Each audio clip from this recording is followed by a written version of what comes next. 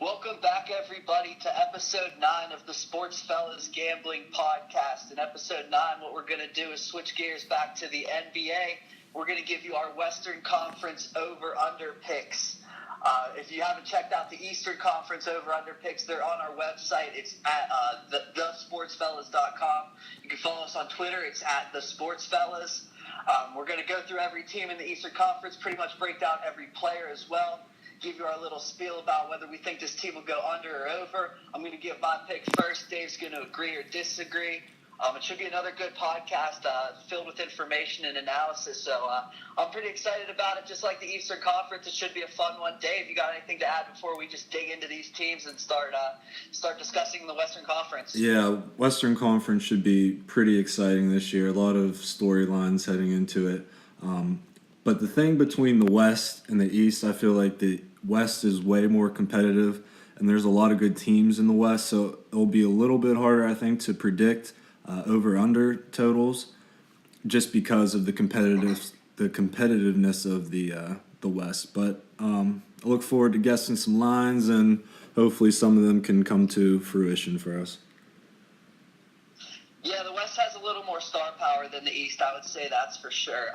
But really, at the end of the day, it's kind of funny. It both seems like they're going to come down to, the Cavs in the East, the Warriors in the West, but everything in between is a little crazy. So even the bad teams have some great star talent, especially in the Western Conference. So it'll be a good conference to break down for us. Right. Without further ado, we'll just go alphabetically through these things. We're going to start with the Dallas Mavericks in the Ds. Their over-under is 38.5 this season. Last year they won 42 games. Kind of overachieved a little bit last year from a lot of people's perspectives. Dirk Nowitzki's obviously still anchoring this team. He's now 38 years old, though. They made two big acquisitions, I guess. I mean, they kind of took the Warriors' leftovers. The Warriors had to get rid of somebody to add Kevin Durant, so they got rid of Harrison Barnes and Andrew Bogut. And the Dallas Mavericks said, we're coming calling. They got both of them. Really, both of them are just role players. Bogut, got injured in the finals last year. That really hurt his team, but he's a great rim protector. Can do a couple other things. Harrison Barnes, he ended up being another problem in the NBA Finals, missing a lot of wide open threes. They obviously saw a huge upgrade in Kevin Durant. So, not the flashiest of moves, but at least they fill out the roster. Wesley Matthews came back from a Achilles injury last season. He put up a decent year in some limited minutes. He's still a good defender, but, a couple questions, especially as he gets older. He's 30 now and has that Achilles injury on his resume. Darren Williams at the point guard, you got a guy who he actually bounced back a little bit last year, but he's still nowhere near what he used to be at that point. He actually is the backup. Seth Curry is a nice little acquisition they had this offseason. Seth Curry looked good in Sacramento. He's obviously got the bloodline of a good NBA player. He's someone to really watch for as a younger player to kind of come up with, that's a very veteran lineup. I'd say the average age of that lineup is clearly over the age of 30. Another young guy, you got Justin Anderson. Really, besides that, you don't have much depth going on for the Mavericks. Like I said, it's a veteran lineup, but, Dirk's not a superstar anymore. None of those other players are star players, so I don't see them really making the playoffs. Don't really see them being above 500. They were 42 wins last year, and that got them the 6th seed. But like I said, if I don't see them in the playoffs, they're not going to be over 400. So I'm looking to the under in this one, pretty much, just because, like I said, no star power, bunch of old veterans with, not much talent, though. So what are you thinking, Dave? Yeah, I'm with you there as well. I like the under. The West is just very competitive, and this team, it has some star power, but I don't see the depth. Harrison Barnes was a nice acquisition. Same with Bogut. But Bogut, I'm not sure if he's fully healthy yet or not, and there's just really not much depth on this team. I like Justin Anderson. I think he'll take that next step forward. The Curry pickup was a good pickup that had some shooting to this team. But really, for them to go over 38 wins this year, I just don't see it unless they're making playoffs, and I don't think they're making playoffs this year in a competitive West. So I'm with you there. I'm taking the under 38.5 wins. Yeah, Rick Carlisle's a great coach, so it's tough to go against him, especially, like I said, they already overachieved last season. I think I was even on the under for them last season and lost that one, but I feel like I'm going right back on that boat. They didn't improve enough to me at all. Right, yeah. With old players like Darren Williams and Dirk Nowitzki, I mean, it's hard for them to take a step forward. I see him taking a step backwards this year. Yeah, there's a lot of young teams in the West taking a step forward, and that kind of leads us right into the next team in the D's, and that's the Denver Nuggets. And I like a lot of things that this team's doing, actually. They're going to the two big man model. They have these two, I guess one's from Bosnia, one's from Serbia. You got Nikola Jokic and Yusuf Nurkic. Probably Right. butchered their names. But I love both of them. They're both really, like I said, your traditional big man, your traditional back to the basket type of player. Nurkic can really put up. They can both play together. They can run different lineups with them. They can throw Danilo Gallinari into a stretch floor with either one of them under the hoop as a center type of player. They have Kenneth Faried, who can play, a forward and up and down type of style, with one of them being, the center to the basket. So they can run different lineups with their front court with that. In the back court, you have Emmanuel Mudiay, who you talk about those two guys are 21 and 22. Mudiay is only 20 years old right now. I wouldn't say he's an up-and-coming star, but he's definitely up-and-coming in this league, and he has the potential to be a star. He can handle the ball, and he can play defense. Those are two huge factors. I know we're going to talk about Chris Dunn later in this podcast, but kind of profile similarly, not the scoring type, but definitely can set people up. And the people he's setting up I like are Will Barton is a guard here. He's a high-energy, up-and-down-the-court type of player. And Jamal Murray, one of my favorite rookies in this class. I know he's only 19 years old, but the kid can flat-out shoot the ball. And next to Emmanuel Mudiay, I see Mudiay being able to set up both of those two types of players and those two being able to mesh well. I really like the future of the Jamal Murray and Mudiay thing. You talk about a 20-year-old and a 19-year-old with those two big men down low. They really have something going. I don't think I even read you guys the over-under yet. It's 37, so they're predicting them to be, a game worse than what we just saw with Dallas, and I get that because – Dallas' average age is about 30 years old for their starting five. The Nuggets is way closer to 20. So, I get that, this team's not quite ready to make this step, but I do really like what I'm seeing with them. They had 33 wins last year, so I'm leaning to the over. I'm leaning to they take another step. They get to around 38, 39 wins. But I'm a little more confident that in the Dallas under than I am at this over, just because it is a young team. But watch out for this team because they're really coming soon. What do you think, Dave? You agree? Yep, I'm with you on the over as well. I'm a big fan of Emmanuel Mudiay, and then teamed up with Jamal Murray. I think that'll be a lethal combo in the future. They're very young, like you said. Also throw in there Gary Harris, who actually had a decent year last year, averaging 12.3 points per game. And then really really showed up for them last year was Danilo Gallinari, who averaged 19.5 points per game. He's a spot shooter, but, he's a really, really good shooter. And I like those two big men, Nurkic and Jokic as well. I think they'll be nice rim protectors for this team. Also, Will Barton, he's an offensive swingman he's a shooter and he's a scorer for this team. He averaged 14 points last year. So that's nice depth to have. So I think there's a lot of upside for this team. Also, they'll be getting back Wilson Chandler, who missed most of last year. Maybe he missed all last year. I forget. But a lot of upside for this team. So I'm with you there. I like. You're not as confident in this over, but I actually like this over. I see a lot of talent and depth on this team. So I like the over. 37. Was it 37 and a half? Yeah. Yeah, I'll be going with the over for this one. Yeah, they're just super young right now, so it's kind of hard to fully invest. But that is definitely a team to watch in the Western Conference as they all grow together. I think there are a lot of fits, like you mentioned, Gary Harris, another just young player that is on the rise in Denver. Right. And then if Emmanuel Mudiay can develop some type of jump shot, I think he'll be not a superstar, but a star in this league.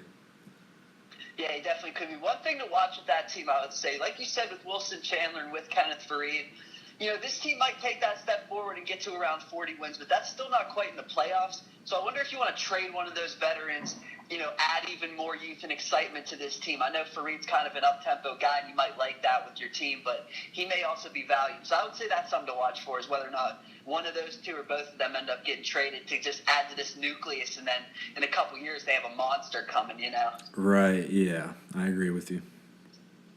Okay, so let's just move on to probably the team that's going to be the best in the Western Conference. I don't think anyone's going to deny that one. But the big question is going to be, how many wins do the Golden State Warriors have this season? I'm seeing it's either 66.5 or 67, depending on where you get it at. I would definitely look for the 66.5 because I'm going to sell you guys on the over. This is a team that won 73 games last year. I know that they're not going to go for the 73 or the 74. They're going to rest players, but look at this team top to bottom, and when they're resting players, they're still absolutely ridiculous. You know the big four. There's Curry, Klay Thompson, Kevin Durant, Draymond Green. We know all about that. You know Andre Iguodala, the Finals MVP. Sean Livingston, a great player off the bench, one of my favorite players in the NBA, just based on how consistent he is. And just, he has his skills. He knows what to do. He can guard three positions. Just a great player. I mean, when you want to talk about giving, Klay Thompson or Steph Curry a night off, these are the guys filling in. You got a guy like Ian Clark, who's pretty good. Patrick McCaw from UNLV. I know he's really raw. He's a rookie this year, but he's going to get some minutes, and at least he can defend, in similar situations like Sean Livingston, three different positions. They added David West. They have James Michael McAdoo still. JaVale McGee's another player they added. Zaza is the guy who's going to start and keep the whole thing together. I mean, you talk about the difference between Zaza and Andrew Bogut. Like we said with the Dallas Mavericks, it's not a huge upgrade for the Mavericks. It's not a huge downgrade for the Warriors. So, I mean, I know this team's not going to try and win 74 games, but they only have to win 67. That's, a 7-win difference. I think that they're going to win 68, maybe 69.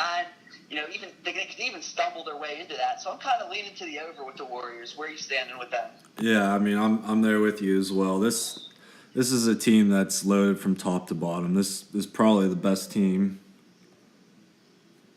This is probably the best team in the West, if not the whole NBA.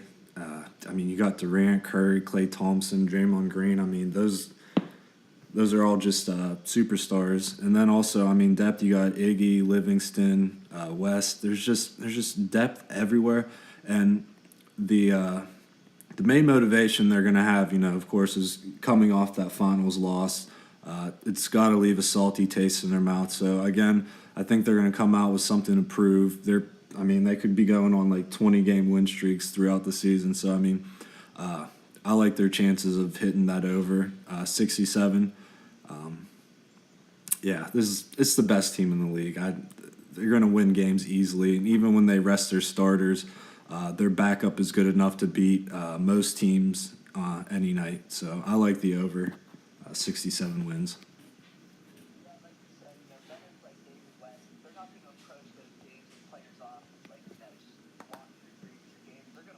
Those games for this team, and I'm going to say that I really like. We talked about in the Eastern Conference, some sleepers for the MVP candidate because everyone seems to be on Russell Westbrook. There's a lot of value other places. Kevin Durant to win the MVP is something to watch for.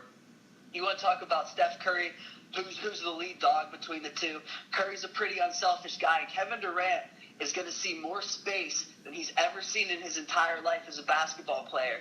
Because of Curry, because of Klay Thompson, they're not going to be crowding him around the three-point line. I think he could win the scoring title. I think he's going to lead the team in scoring. And he looks like he's in a frame of mind where he's happier than he's ever been. He's talked about how, when he was just in the gym with those guys, the feelings that he got, he never felt that before. He's in a good state of mind, and he's just going to go off it on this entire season. I think KD to win the MVP at 9-1, maybe 10-1, that just seems like a lot of value to me.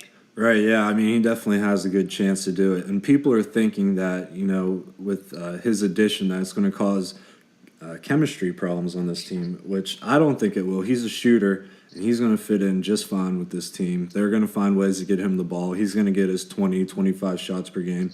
And like you said, he's going to have some fairly open shots too. So he does have a good chance to win the MVP award this year, and possibly a scoring title as well. But I guess we'll just have to find out. Yeah, definitely something you guys look into. KD to win the MVP. Let's move on to another actual potential MVP candidate. When you're talking about the Houston Rockets and James Harden, what the Rockets did this offseason was they said, we're making a move that fits specifically for James Harden. We're going to hire Mike D'Antoni, a guy he is point guard driven. We're talking about the Steve Nash type of offense. But he's saying, James Harden, you're my Steve Nash right now. You're my playmaker. You can score like crazy. You can do it all. They have been playing with Eric Gordon a lot. I know Patrick Beverley's injured and Beverley's going to be in there, but they're going to play him with Eric Gordon, who, is naturally a two guard. So, Harden is going to control the ball on every possession pretty much. He's going to carry this offense, and it's going to be a high and flying offense with, Eric Gordon doesn't play much defense, but man, he can shoot and score. Ryan Anderson's a stretch four. All he can really do is score. Clint Capella's a stretch type of player who can shoot a little bit, and he can score, and he can, he's an up and down type of center. KJ McDaniels is a wing player who can, run up and down the floor with these guys. Corey Brewer's a wing defender who can run up and down. Trevor Ariza, more of a defensive mind, and finally keeps, this is a highly offensive team, but he can finally keep some things together. Looking at their over-under right now, it is set at 44. They won 41 games last year. I'm just thinking, the defense really isn't going to be there in any way. But looking at this roster, like I said, it fits what they want to do with Harden. It's clearly the Harden show with Dwight Howard out. So I think he's another MVP type of player. And I just think that from 40, they were the 2 seed 2 years ago. Harden had a rough offseason. It came into this season, Dwight Howard, they had a bunch of different issues. Coach fired, everything like that. Still won 41 games. So I see them, in between that 2 seed and that 8 seed of the last 2 years. And I think that's over 44 games. So I'm thinking over for sure on this team. I'm thinking 46 type of wins maybe. Maybe even in the top 3 of the Western Conference, honestly. Just based on, I really think Harden has a bounce back year. Where do you stand with the Rockets? What did you say the total was at? 44. 44.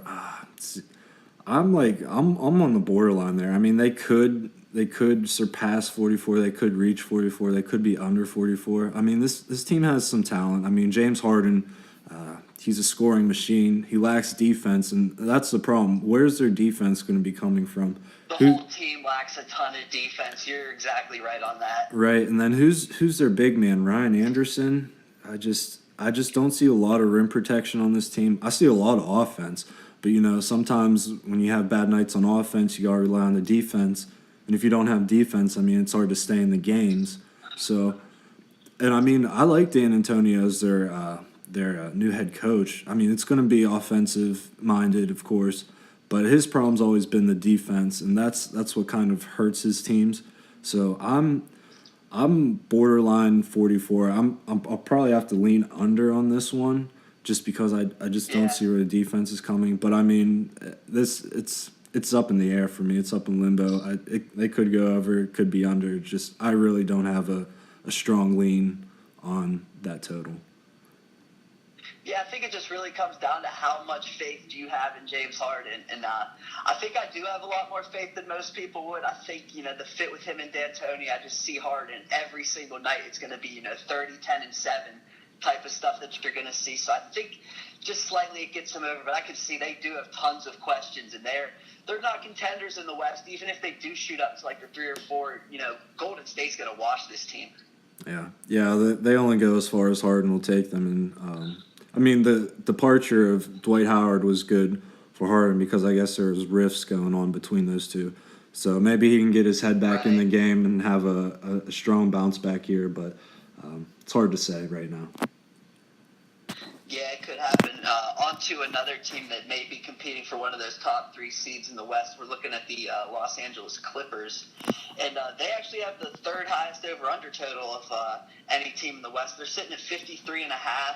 This is a team that won 53 games last year. They did it despite, Blake Griffin was out with the hand injury for a while. They had, a few other issues. They had to make some player personnel trades, traded for Jeff Green. They're just trying to make things fit. Paul Pierce looked out of whack.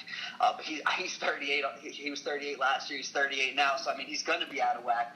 But when you look at this roster on paper, I think that you could make a case that they could finish the regular season with the 2 seed higher than the San Antonio Spurs, and they could be that team that's competing with the Golden State Warriors. I mean, Chris Paul we're never going to count out Chris Paul. He's another dark horse MVP candidate, right? With I think KD, James Harden, and Chris Paul all have a great shot because Russell Westbrook's getting too much love right now.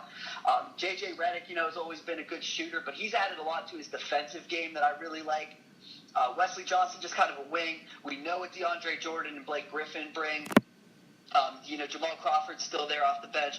Luc Richard Mbah-a-Moute's there off the bench, and he's a guy who can guard wings just as good as, Wesley Johnson.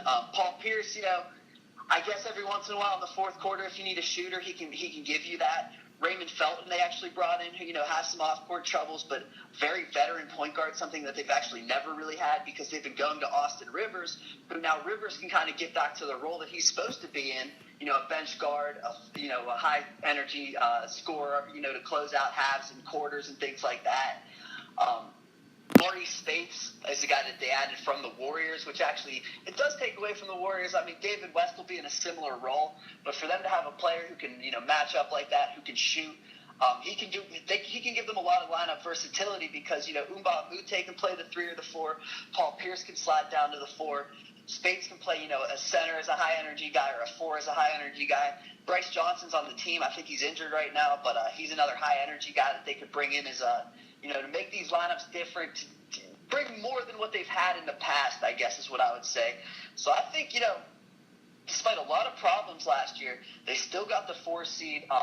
We talk about the Thunder are clearly going to slip off a little bit. The Spurs, Tim Duncan just retired. So I think that this team probably is the next thing right there. If you think that they're only going to win, less than a game more than last season, I think they're going to win a couple more games. So I really like the over on this one for the Clippers. Where are you standing on the Clippers, Dave? Yeah, I'm with you there as well. I like the over. There's a lot of veteran leadership on this team, a lot of superstars on this team.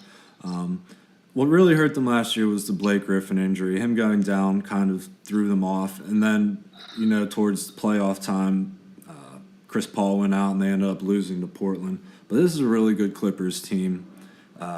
Good head coach, good depth. There's a lot to like about this team. And like you said, Chris Paul is definitely a dark horse for that MVP candidate. He's still one of the best point guards, if not the best point guard in the league. At distributing and scoring, he does it all for this team. Paul Pierce, he's older, but he still provides veteran leadership, which is important for NBA teams come playoff time. Just that experience will help you. So I'm with you. I like the over. I see this team has a lot of potential. They have the potential, but can they make it a reality this year and actually make it to a finals or a Western Conference finals? But I like the over for this team. I think they'll be a good team this year. As long as Griffin comes back strong and healthy, I think they'll be good. Yeah, and betting on this team regular season wins, I feel like it's a much safer bet than to bet them anything in the future. Like you said, their big question for the past 4 or 5 years is, how far can they go? Not can they get in the playoffs or can they be a top 4 seed? They seem to do that every year, so I think it's going to happen again. Blake Griffin is a free agent this year, so that's something to watch out for. If they do get off to a slow start, all of a sudden the trade rumors are going to start heating up. So that's just one thing to look out for, but I do like the over. I think that they do have a good year this season. Right. So let's just stick with LA here. So we're going to go to the LA Lakers, who actually there are some positive things finally coming out of the Lakers. Kobe's gone, which, I mean, as much as, that's a, sad monument type of thing, it's going to open up opportunities for young players because Kobe was shooting the lights out of the ball. He was hogging the ball a lot. So it's going to open up space for D'Angelo Russell, Jordan Clarkson.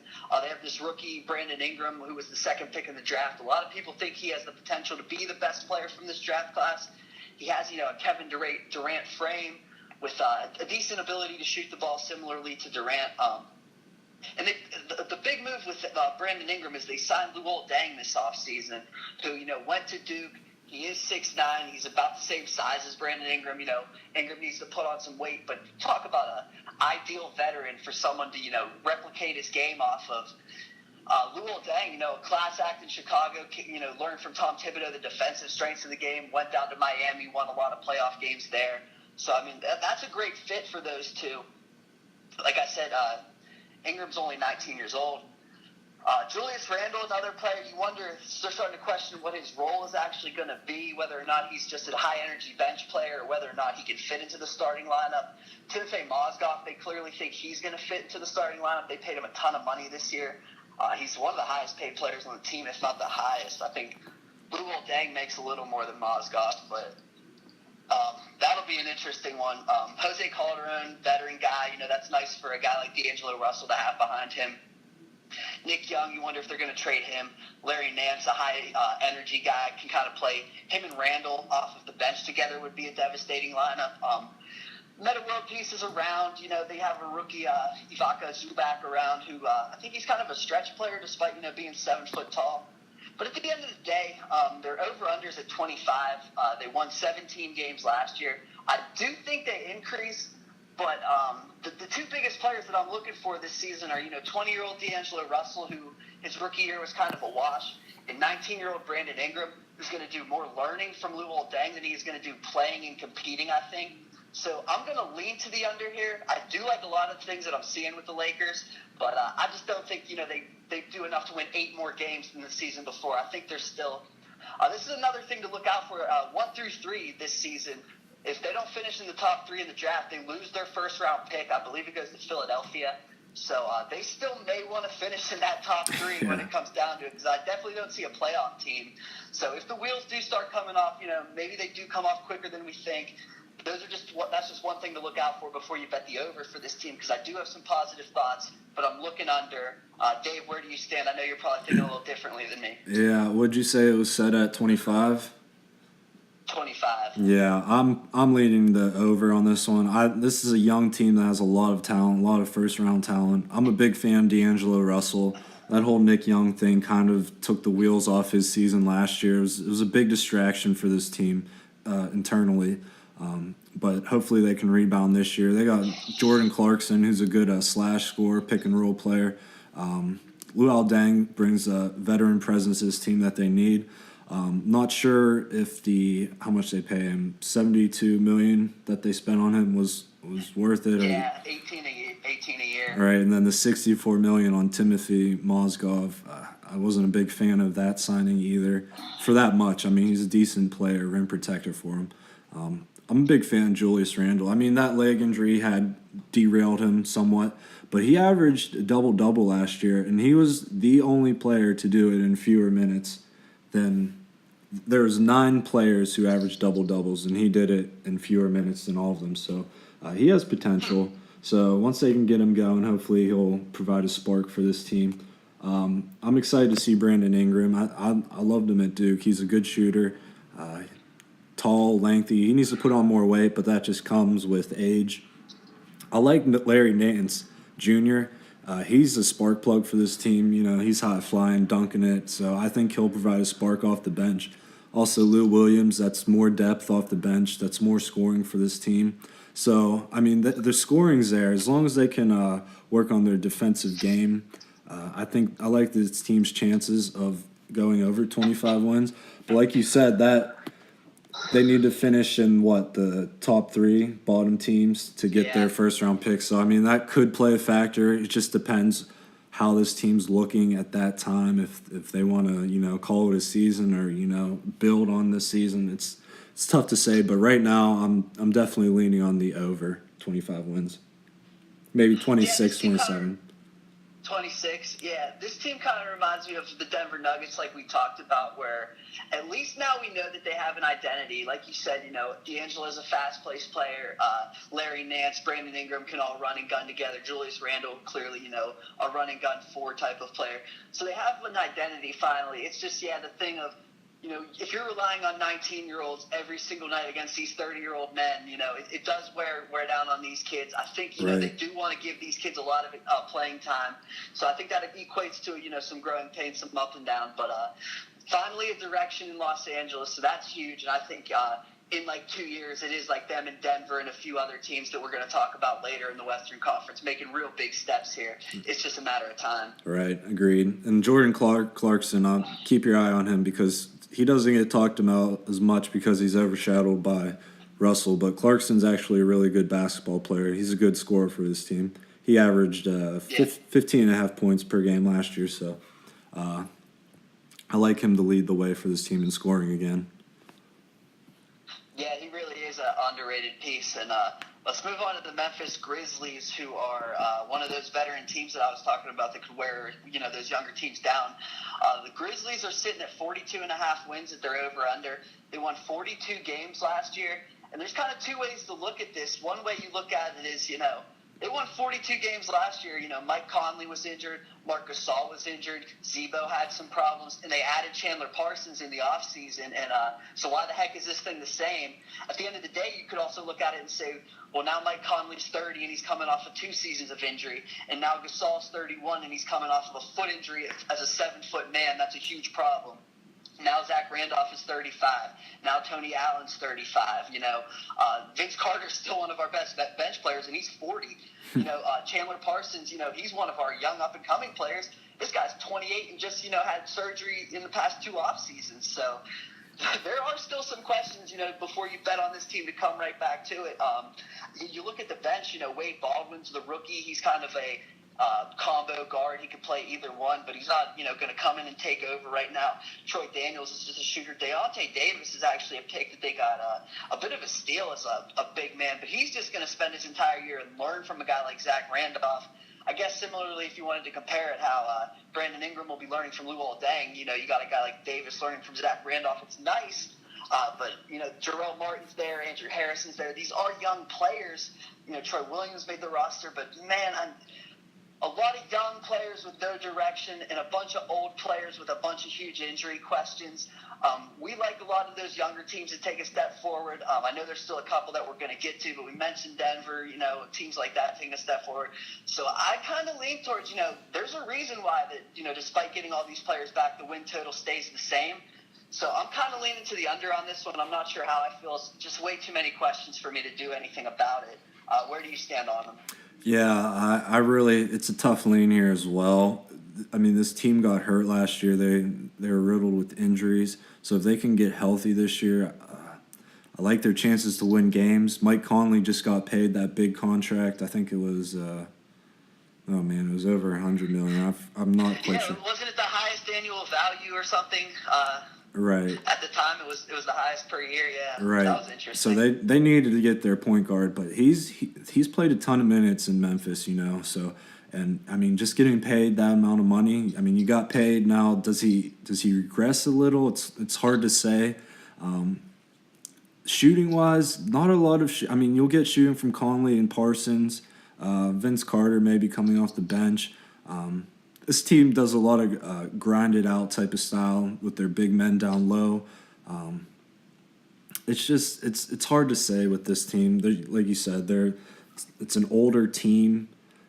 Just fill a lot of question marks, really. I mean, they won 56, 50, 55 wins the past 3 years. So what'd you say the total was at? 50? 42.5. Oh, 42.5. Holy cow. Yeah. Yeah, I really don't have it could be either way. I just don't have a strong lean for this team. Just a lot of question marks throughout the roster. I mean, I like the Parsons pickup. Just I don't know about their depth, so I'd probably be leaning slightly over, but it's probably a team that I would not make a play on. Yeah, and I mean, I even love Michael Conley, and I think he deserved it as one of the more underrated defensive point guards in the league. Definitely. But at the end of the day, it's just there really is no identity right now. Are they that slow, grinded out Memphis Grizzly team? Because their bench is saying, well, we're a young up and coming, fast team. But they still have Vince Carter coming off the bench at age 40. So what are they? Who are they? Who's actually going to be healthy throughout a season for them? Way too many questions for me to make a bet on. So I'm kind of passing them all together. Right, and then with the new head coach, David Fizdale, I mean, what type of style of play does he want? Does he want to play the grit and grind down low, or does he want to pick up the tempo and run his young ladies up and down the court? So it's hard to say right now, but this is a team we'll just have to wait and see. Yeah, they're a team to observe instead of play on. Here's a team that I'm actually probably going to play on here is the Minnesota Timberwolves. They're over-under is set at 40.5. And this is a young up-and-coming team. They just hired Tom Thibodeau, which is a great hire.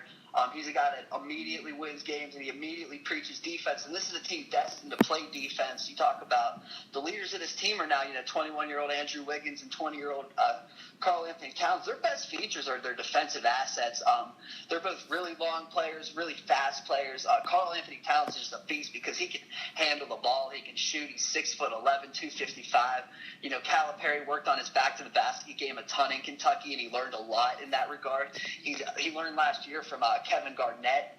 So, this is a guy that, at about before he's age 21, he's becoming, one of the most up-and-coming, hyped-up big men in the league. So there's a lot to watch there. They drafted this kid, Chris Dunn, who I would probably have to bet it right now if I had to bet on the Rookie of the Year. I would take Chris Dunn, and a lot of people are saying, Ricky Rubio's there, and, Tom Thibodeau doesn't like to play his rookies. But at the end of the day, Chris Dunn is not your typical rookie because in today's NBA, most of these top 10 picks are, 19-year-old, high upside Brandon Ingram. We don't know what he is yet, but he looks like he could be an NBA player. Chris Dunn's 22. He's long. He plays defense. He's athletic. He's got the man's frame already where he can play an entire NBA season, and he can guard guys like Chris Paul every night, and then the next night it's John Wall. He can do that already. I really believe that. So I think he's going to get the minutes. I think you try and trade Ricky Rubio, but it's not like Ricky Rubio is a bad piece to have. No. Just because you have Chris Dunn. He's a fast guy. He can, create offense for these guys. He can play with Dunn. He can play with Zach LaVine. LaVine can play with Rubio and Dunn. LaVine's another high upside, long guy. Can play defense if he needs to. Shabazz Muhammad, kind of a disappearing is, he was a top prospect, but now he's just a guy that, can play defense. Jordan Hill's a decent piece off of the bench. We didn't talk about Gorgie Jang, who's a guy who can shoot and, protect the rim next to Karl Anthony Towns. But Jordan Hill's another guy who can protect the rim. Cole Aldrich, another guy that can protect the rim. I feel like there's a lot to like here. I heard some Tyus Jones trade rumors, which makes a lot of sense if you wanted to keep Ricky Rubio on the team. But, you talk about Tyus Jones as another young kid, adds to the depth. There's a lot to like here, I really think. Their over-under, like we said, is 40.5. They won only 29 games last year, but with the big steps from Towns, with the big step from Wiggins, I think Dunn is already NBA ready. So I really think, with Thibodeau and all these boys, they get in maybe into the 8th seed. I think that they could make the playoffs this season. There's so much to like that to bet them to go under 500 just seems crazy. So I'm going to bet them over 40.5. I like it a lot. What are you thinking, Dave? Are you feeling this youth movement? This team, more than the Denver and the Los Angeles Lakers, while their average age for their lineup is like 22, 23, this team I believe in more than any other to take a huge step forward. Yeah, I'm with you as well. I like them to go over 40.5 wins this year. They have talent everywhere, top to bottom. They have good depth. They got good point guards. They have Rubio. They got LaVine. They got Dunn. And then also, like you said, Tyus Jones, who actually has been doing well. He did well in the summer league, so I'm not sure what they're going to do with him. But they got a lot of depth at the point guard. This is a good defensive team. It's defensive-minded with Thibodeau. Karl Anthony Towns is a superstar in the making. Andrew Wiggins is a point scorer.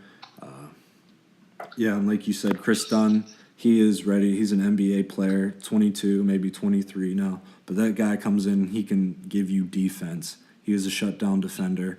He can guard the Chris Pauls and the John Walls of the league. They only won 29 games last year, but improving on that by 11, 12 wins, I think it's very possible. I believe they don't have very much veteran leadership, but I think Kevin Garnett's sticking around. I'm sure he'll be in the locker rooms at times, guiding this team, giving them motivational speeches and whatnot. But it's a young team, but I definitely think that they have potential. They have a high ceiling, I'd like to say. They could very well sneak into the playoffs as an 8-7 seed in the West. But I definitely like this team this year, going over 40.5 wins. Yeah, and one thing you notice from Andrew Wiggins in his first couple years is that maybe he's more of a Scottie Pippen than a Michael Jordan. But like you said, the way Kevin Garnett, I've actually read a lot about this. A lot of reporters have come out about the way that Kevin Garnett laid an effect on Karl Anthony Towns. Is be an alpha dog, be a leader. This is your team. Wiggins was that top pick, but you were the top pick as well. And, you may be a year younger, but this is your team, and he will feed off of your energy. And I think Kevin Garnett kind of left that in his head, and Kevin Garnett will be there. You're definitely right about that. He's going to be an owner before you know it. Right. But yeah, he's going to be there. He's going to stay in Carl's head, and I think Carl takes a huge step as a leader, more so than he even does as anything he does on the court, and that's huge for Minnesota. Right, yeah, that's a big thing for Kevin Garnett to instill that type of mentality on Towns, because Towns is a superstar, and now when you have Kevin Garnett barking in your ear just to pick up your motivation, I think he'll be a good player for this team and for years to come, And then Andrew Wiggins, I mean, what is it now? His fourth year? Was it fourth? Third year. He averaged 20.7 points per game last year. So, he'll be able to pick up the scoring slack for this team. Yeah. And as that second punch to Towns, I think that's a great one. Yeah. Let's move on to the New Orleans Pelicans, who a lot of people are starting to now compare, who's going to be better here, Anthony Davis or Karl Anthony Towns, because it actually may be a debate. I know Davis is coming off of an injury season, but he's still 23. He's a sneaky MVP candidate. You could definitely make the case, especially if this team makes the playoffs, because you look at this roster, there's not much going on right now. They won 30 games last year. A lot of that had to do with the Anthony Davis injury. So Anthony Davis is healthy, and the total's up to 37. I get it because Anthony Davis is healthy, but I mean, Drew Holiday's hurt right now. Who knows when he's going to be back. Tyreek Evans is hurt right now. Who knows when he's going to be back. These two have been hurt, most of their careers. Holiday's 26 now. Evans is 27. They're to the point where we still don't even know who they are at these ages because they've been hurt so much. You start to look at the rest of the roster. I mean, you got Langston Galloway was a backup for the Knicks. Etuan Moore was a backup for the Bulls. Solomon Hill, I mean, at least you have a wing defender in Solomon Hill, and an energy guy is one thing. Alec Ajinça is a stretch five. You like that because of what you have in Anthony Davis in the paint. Terrence Jones, is a high energy guy off of the bench. Buddy Hield, a nice draft pick, a 22-year-old. He should start at some point. But, he's just a rookie. You're relying on him. Arguably, you want him to be your second best scorer because, who else are you getting all this scoring from?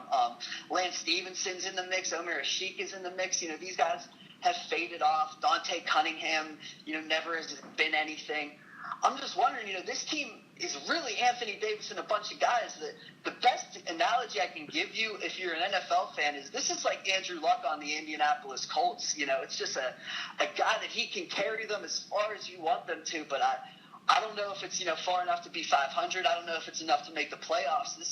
It's a rough team and a really great player, and you hope that they can get it together because he's signed long term in there, and you hope he can stay healthy because he's taking the brunt of the abuse and it's all coming down on him right now. But it looks ugly there. It's as crazy as it seems to say. With a team with a healthy Anthony Davis, not to be 500. I'm leaning a little bit to the under here, just because you look at this roster and say, who are you making a case for besides Davis? So I'm leaning under. Where do you stand? What'd you say the under was at? 37. 37. Wow, I'm definitely leaning under. Anthony Davis coming back from injury. I mean, that's your best player, and then you got a whole bunch of role players. I'd say nothing greater than that. And then your second best player is Drew Holiday, and he's coming back off an injury. So who knows how he's going to come back, Tyreek Evans, I mean, he's nice. He's a nice all-around player. Just he's inconsistent at times. I guess their biggest pickup this year, their biggest move would probably be drafting Buddy Hield, and relying on a rookie. It's not a wise decision to make. This team doesn't have any chance to make playoffs. There's just not a lot of upside I'm seeing on this team, and I'm with you. Go ahead. Yeah, I was just going to say, it's rough. I mean, yeah, that whole roster, you can make a case for Buddy Hield, but, I mean, the thing we say with Chris situation is the fourth or fifth best guy on, a young Minnesota team. Hield has to be the second best guy on this young team already. Right, yeah. So there's not a lot of upside for this team. So I'm really not sure what direction they're trying to go here. They only have Anthony Davis for another 4 years, but if they keep going in this direction, who knows if he's going to be Pelican for much longer in that time span. So I'm with you. I'm on the under 37.5 wins. Yeah, I really hope that they can build something there because they might be wasting this young guy's career. Right. Let's hope not. Let's move on here to the Oklahoma City Thunder, who are even more interesting than the Pelicans this season. They lost Kevin Durant, obviously. They went from 55 wins last year to their over/under sitting at 43.5. So people are wondering, are they going to be around that 7 seed? I would say, based on how many wins they have. They did trade for Victor Oladipo, and with that, this is team athletic now. This is team, we're running you off the freaking court because Oladipo is a super athlete, really long. Russell Westbrook's a super athlete, really long. Andre Roberson's not a shooter, but this guy can run up and down the court, can defend multiple positions. Enes Kanter, all he does is, run up and down the court and score. Steven Adams, he's 7 foot 250. This guy is extremely fast and extremely athletic for that size and frame. Ersan Ilyasova is a guy that they got in the Victor Oladipo trade. He's a stretch 4 type of player. Sabonis is only 20 years old, can run up and down the floor. So Mitch McGary is another hustle guy. Nick Collinson has made a career. He's 36 now. He's been in the league for 14 years as a hustle guy. So that's what this team really is about. They do have a good rotation of big men. Russell Westbrook's obviously going to lead the whole thing. A lot of people see him being the MVP. I get that they're going to be, that fast up and down team, but, their best 2 shooters, you look at this roster, it's probably Kyle Singler, and Anthony Morrow, who, I did mention those guys when it came to, what type of style they're going to run. So, Ilyasova is a good shooter. Those 2 are good shooters, but Russell Westbrook's really not a good shooter. He's actually historically one of the worst 3-point shooters for the amount of attempts that he shoots. So there's still a lot of question marks. There's obviously the huge gaping hole of Kevin Durant. I do think they're going to be good this year. I definitely think they're going to be better than a team like Memphis, who only had an over-under of 42.5. So sitting at 43.5, I don't love it. I'd probably lean over if you had to make me pick. But I'm really not feeling anything about this team. I'm kind of in wait and see. Let's see who can emerge as a shooter and as a scorer for this team besides Russell Westbrook before I make any decisions on them.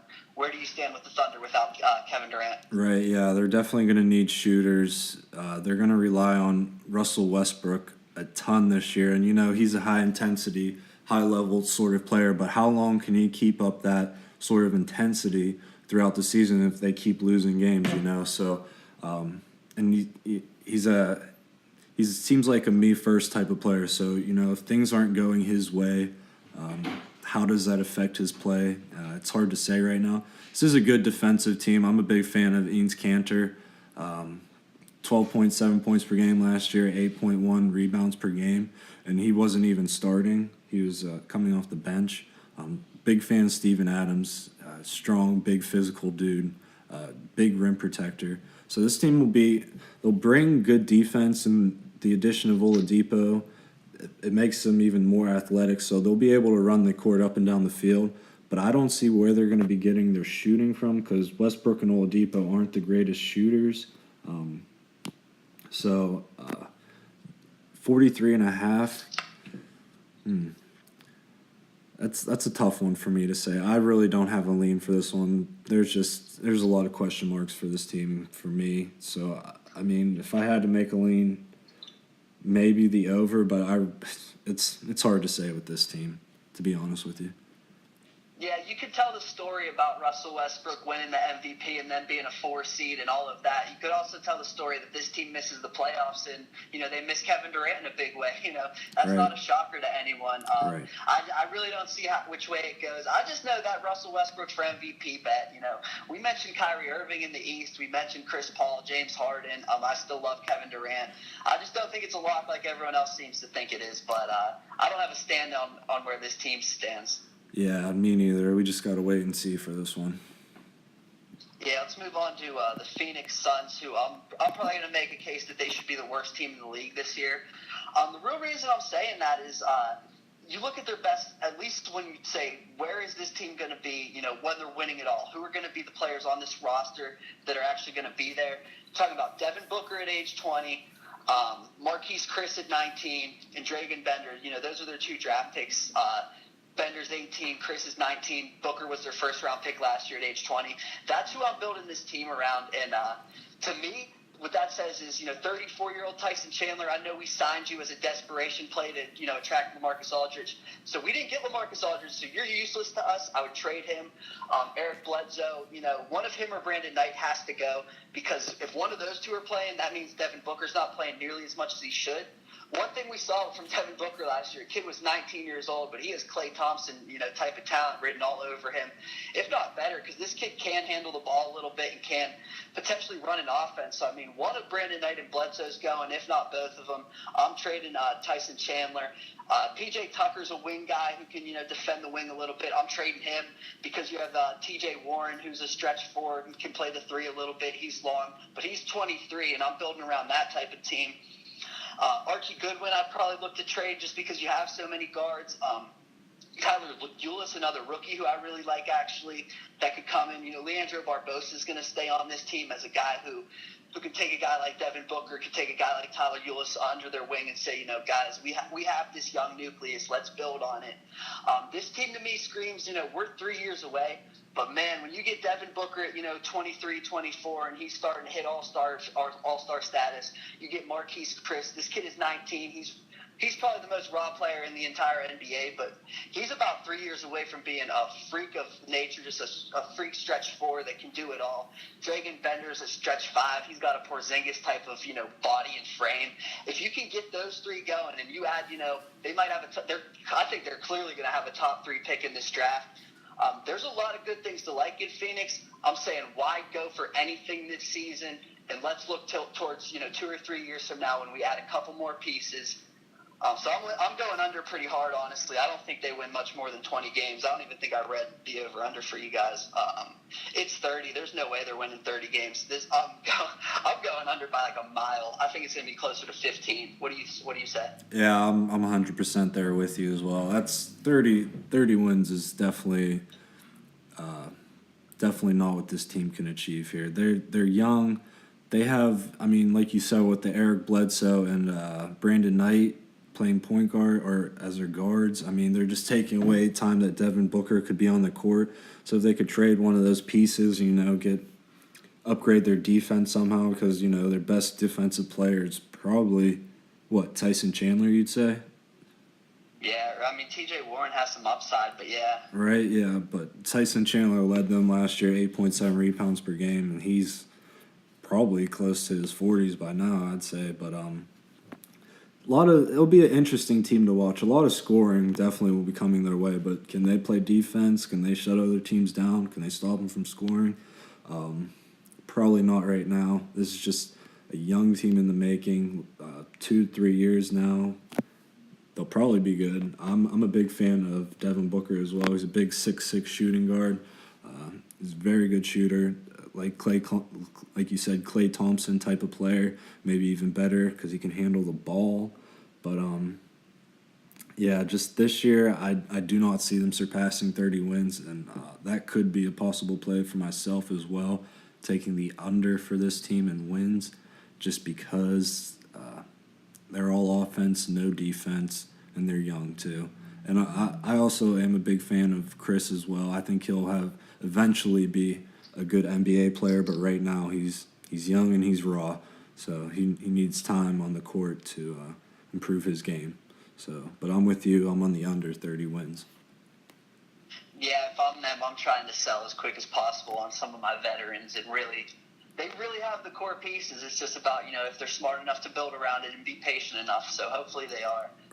Right. Yeah. Just throw a toss in your season. Try to get a top 5 pick this year. Yeah, because you don't want to be in the middle. You never want to. No. If you're going to do it, you got to be at the bottom or the top. And Minnesota did it the right way. 2 of those first-round picks, and they hit. Now they're heading to the top. Right. Do it the same way, Phoenix. You're not far off. They really aren't. Right. Agreed. Yeah, let's move on to the Portland Trailblazers, which are a really interesting team. They kind of lost LaMarcus Aldridge. Everyone thought they were going to fall off because of that. They said, we're going to actually improve a little bit or, be around the same. Won 44 games last year. Their over-under sitting at 45.5. So people aren't seeing it as a flaw. And, they lost Aldridge, but the big come-up was C.J. McCollum, who I believe was the most improved player of the year or something along those lines. He won. The backcourt between him and Damian Lillard is really something to be worried about. You look at this starting five right now. Damian Lillard at 26, C.J. McCollum at 25, Mo Harkless at 23, Al-Farouq Aminu at 26, and Mason Plumlee at 26, That's a five that all five of them are hitting their primes. Myers Leonard is coming off the bench. He's one of those stretch five type of players. He's 7'1", but can shoot the rock. He's 24. Noah Vonleh was a former lottery pick. He's still only 21. But then you got guys, Alan Crabb, they just signed as another wing guy like Mo Harkless. He's only 24. Ed Davis and Evan Turner are kind of your veteran type of players. Ed Davis has always been a great bench player. Kind of just always does his job, doesn't flash in any way, can, get rebounds. He can be a double-double on any night off of the bench, honestly. Evan Turner, former top 2 pick, he never really lived up to that status, but he's definitely an NBA player. He can definitely come off the bench for this team. I'm hearing bad things about Festus Ezeli and his knees, and that had a lot to do with why, Golden State didn't even give him an offer. But they have, Shabazz Napier as a backup point guard, Pat Connaughton, a wing type of player, Jake Layman, pretty much a less athletic version of Pat Connaughton. But at the end of the day, this team really does, in a similar way to how Washington comes down to John Wall and Bradley Beal, this team comes down to Damian Lillard and C.J. McCollum. But these two are two players that I think you really want to bet on. Damian Lillard seems to progress every year. This is a guy that still lives with his mom, but he's putting out rap albums. He's putting out, playoff series wins, without LaMarcus Aldridge. This guy has a hard work ethic. He's got a right head on his, he's got a right head on his shoulders. This guy, I think he's a leader on this team. But I said, everyone's in the same age group. They're all the same type of players. They all fit each other. Terry Stotts is a good head coach, and he built this team. They didn't have any of these pieces when it was Aldridge and Lillard.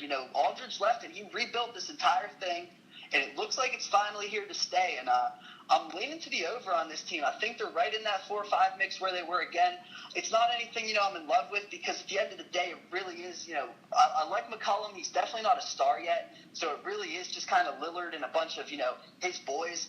But I love Lillard a lot to the point where I think that they're going to be just as good as last year, if not better. So that's where I'm leaning on them. Where do you stand? Yeah, I'm with you as well. I love the combination of Lillard and McCollum. 2 ball handlers that can shoot the ball, they can score. They did get Festus Ezeli pretty cheap, but like you said, he's having health problems right now.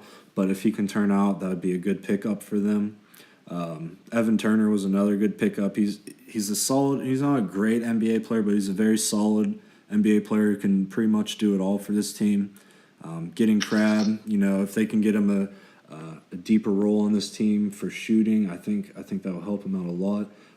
But this team needs to work on their defense. They were ranked 21st in defensive ratings last year, so they need to improve on that to compete in the competitive West. What'd you say the total was set at? 45.5.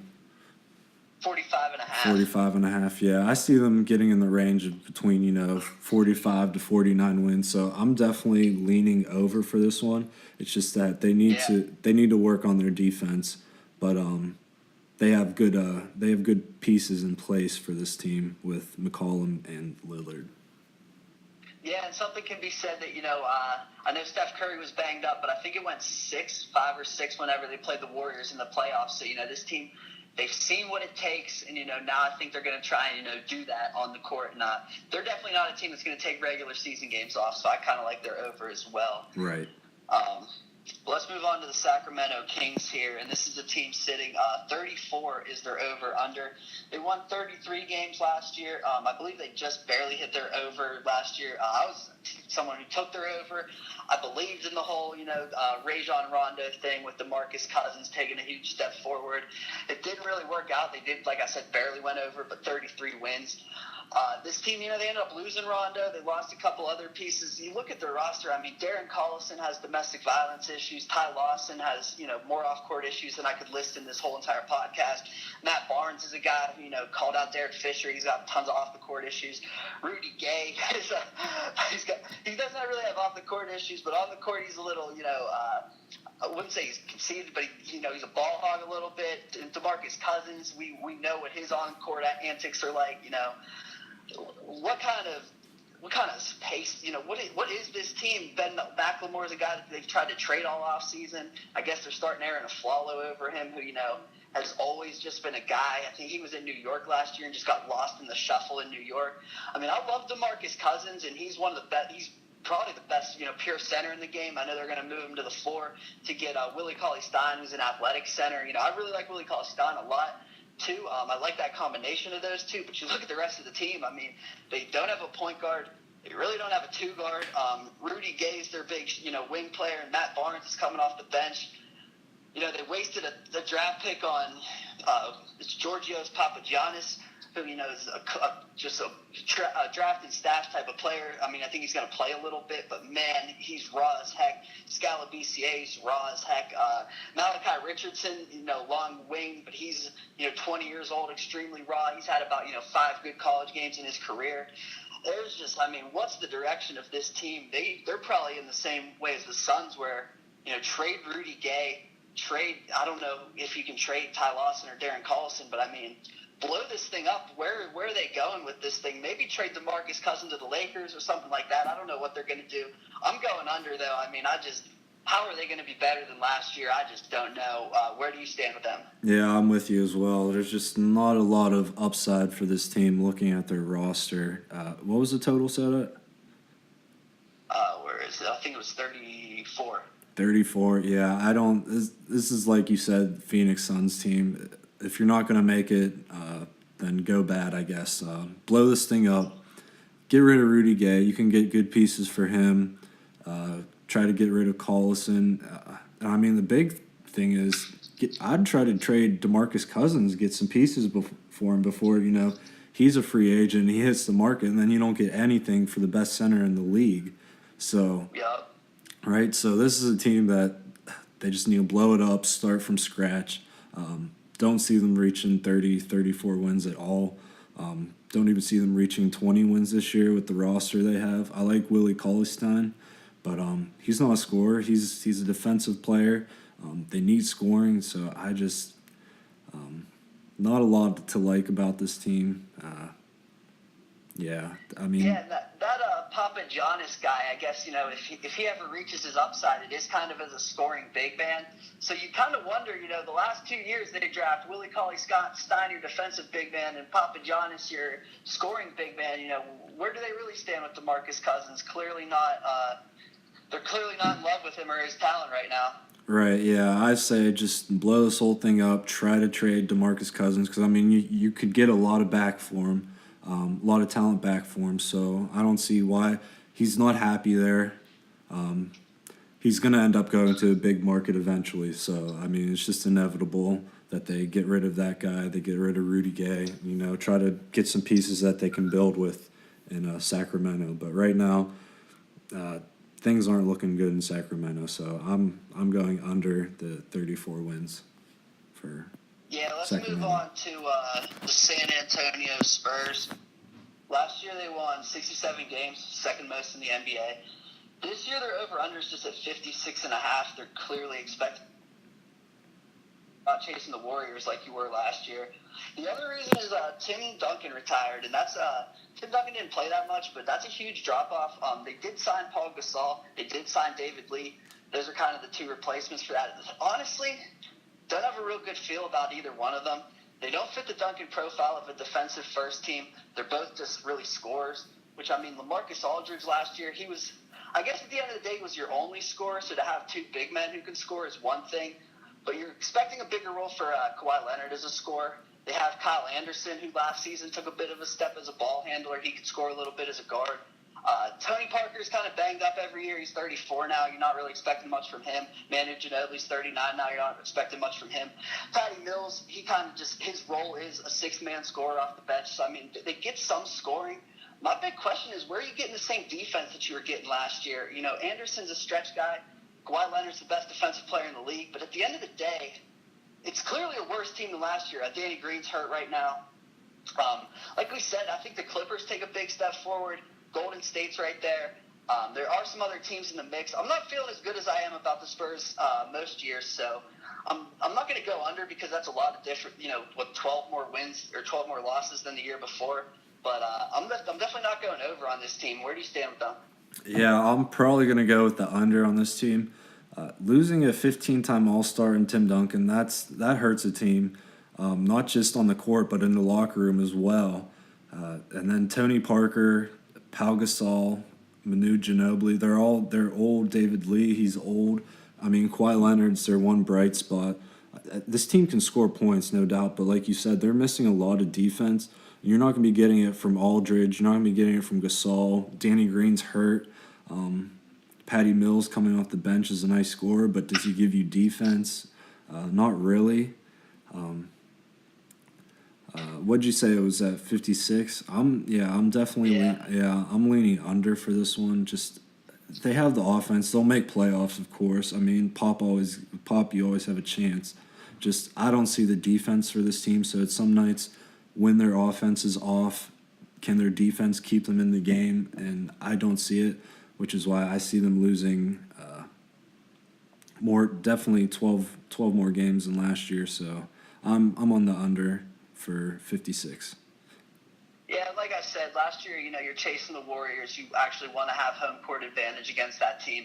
Right. This year, you kind of feel like, well, they're the one seed, and, you know, whenever we play them is whenever we play them. You know, we're going to be on the road either way. So Right. It just doesn't seem to matter as much. You're going to get Dejounte Murray, the rookie, in. You're going to get Kyle Anderson, like we said, more minutes than you typically would. So, yeah, I mean, I'm just not a big fan of the Gasol move either. So I kind of lean to the under, but I wouldn't play it or anything. Yeah. I wouldn't mess with it either, just because you got Pop as your coach. So, I mean, anything's possible, Yeah. but this is just one I'd rather just watch and play than put my money on it. Yeah, let's move on to the last one, which is the Utah Jazz. And the Jazz are sitting at 49 this year. They won 40 games last year, so people are seeing a huge improvement. And I can kind of buy into it. Rudy Gobert was hurt a lot last year, the center. He's arguably the best defensive center in the NBA when he's healthy. So that's a huge improvement. Dante Exum was hurt last year, and that guy, he's a 6'6" point guard. So, I mean, you want to talk about length and athleticism, the ability to defend a guy like Russell Westbrook or someone like that. He can do that. He can't really score. You know, he's very raw. He's 21 years old. So what they did was they acquired George Hill. He is an off-ball player, but he can play defense. He's clearly a veteran leader for a guy like Exum. Rodney Hood is a guy I really like this season. He's 24 years old. He's 6'9", but, man, he can shoot and he can score and he can create on his own. That Duke team from, 2 years ago, it was really just Rodney Hood and Jabari Parker. And we're starting to see that, you know, between the two, there actually wasn't a huge drop-off. You know, Rodney Hood is equally as good as Jabari Parker is right now. So I really like him a lot. Derek Favors is a guy who can get a double-double almost every time. Boris Diaw, an interesting player, you know, you got from the Spurs, who, you know, he can handle the ball. He can also play defense. He's also a high-energy guy despite being, you know, 34 years old.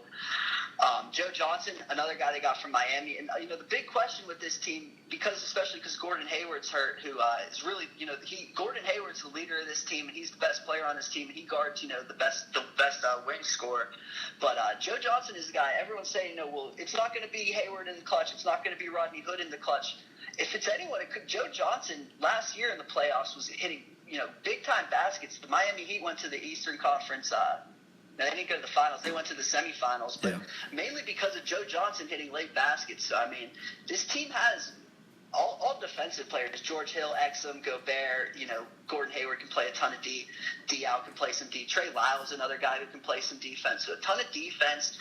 I think that they're going to get the scoring from guys like Hood and Johnson. So at the end of the day, I'm buying into this hype. I think they're right there with teams like Portland. Even a team like the Spurs, I wouldn't be shocked if they finished ahead of the Spurs in the regular season standings, just based on, this team has a lot to prove. They have a lot of, Hayward's 26, Hood's 24, Favors is 25, Gobert's 24. So they have a lot of guys, about to reach their prime age. They have the veteran experience with, George Hill, Joe Johnson, and Diao. So I really like what they're doing. They're meshing well. I think they finally hit their peak, and they finally make the playoffs. So I'm buying into the Jazz this year. Where do you stand? Yeah, I'm definitely high on the Jazz as well. Getting Gordon Hayward back healthy, I think he broke his finger, but if he can get that healed up, he's an all-star for this team. Derek Favors is a borderline all-star. He's a really good low-post player. Big fan of Rudy Gobert. George Hill is a good defensive player. He can put the ball in his hands as well. But when Dante Exum comes back, he should be taking his spot. He's a really good player. I'd like to see them get more time for Trey Lyles to come in because I think he's long, he's athletic. He can definitely add to this team. They definitely have the depth. Alec Burks is coming back. He's healthy this year for once, so he could provide a spark off the bench. Just all around this. Rodney Hood, just all around this team. This team has talent. Joe Ingles is another guy. Right, exactly. So I'm definitely liking this team this year. I could easily see them hitting the over and making playoffs. Just got to get Hayward back and healthy because he's the one who makes them go.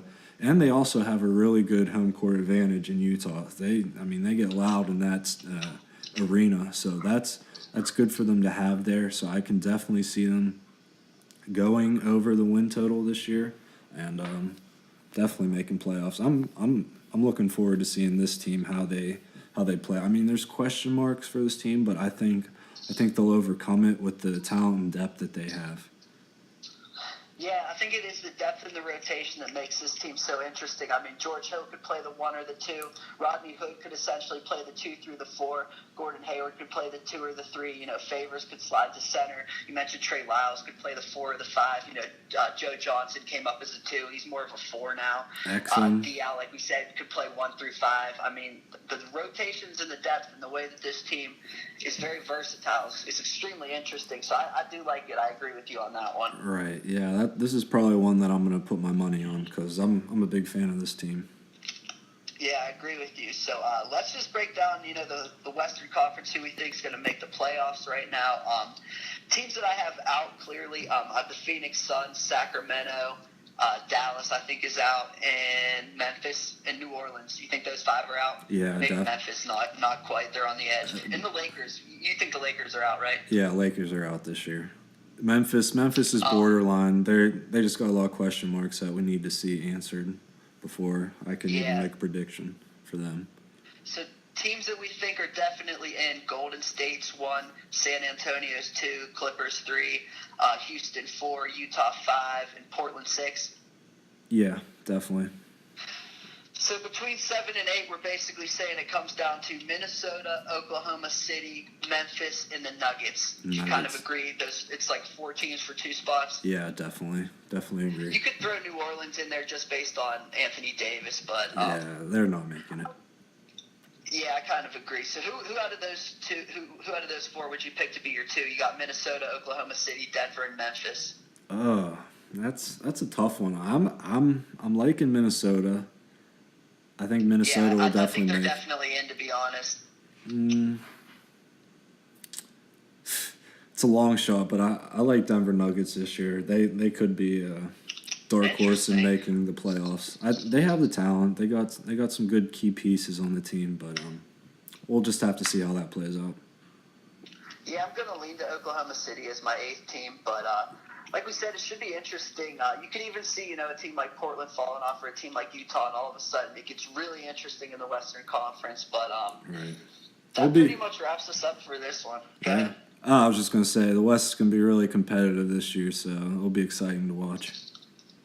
Yeah, even teams like the Lakers will be interesting, and Dallas. We counted them out pretty quickly, but you can never count them out with Rick Carlisle and everything. Exactly. So we'll see how that plays out. Awesome. Well, that wraps us up for another episode here. Do you have any last words to say here? No, just make sure to follow us at The Sports Fellows, and be sure to check out our website, thesportsfellows.com, and then follow my own personal Twitter account at TSF Dave. And that's it for me. Awesome. And we'll catch you guys later in the week with some more NFL action. We'll try and bring you some more NBA news as we get deeper into the NBA schedule. You guys have a great day. All right, see you guys.